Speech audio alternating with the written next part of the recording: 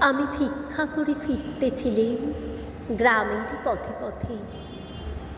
তুমি তখন চলেছিলে তোমার স্বর্ণরথে। অপূর্ব এক স্বপ্ন সম লাগতেছিল চক্ষে মম। কি বিচিত্র শোভা তোমার, কি বিচিত্র সাজ। আমি মনে ভাবতেছিলেম, এ কোন মহারাজ, আজ শুভক্ষণে রাত পোহালো। ভেবেছিলেম তবে আজ আমারে দাঁড়ে দাঁড়ে ফিরতে নাহি হবে।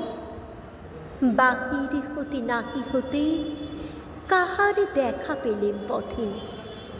চলিতে রথ ধন ধান্য ছড়াবে দুই ধারে। মুঠা মুঠা কুড়িয়ে নেব, নেব ভারে ভারে। দেখি সহসা রথ থেমে গেল। আমার কাছে এসে আমার মুখপানে চেয়ে নামলে তুমি হেসে। দেখে মুখের প্রসন্নতা জুড়িয়ে গেল সকল ব্যথা। হেনকালে কিসের লাগি তুমি অকস্মাৎ আমায় কিছু দাও গো বলে বাড়িয়ে দিলে হাত। মরি, একই কথা রাজাধিরাজ, আমায় দাও গো কিছু। শুনে ক্ষণকালীর তরে রইল মাথা নিচু। তোমার কি বা অভাব আছে ভিখারি ভিক্ষুকের কাছে, এ কেবল কৌতুকের বশে আমায় প্রবঞ্চনা। ঝুলি হতে দিলেম তুলে একটি ছোট্ট কণা।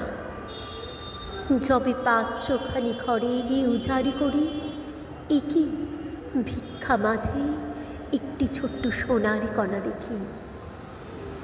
দিলেম যা রাজ ভিখারিরে, স্বর্ণ হয়ে এলো ফিরে। তখন কাঁদি চোখের জলে দুটি নয়ন ভরে।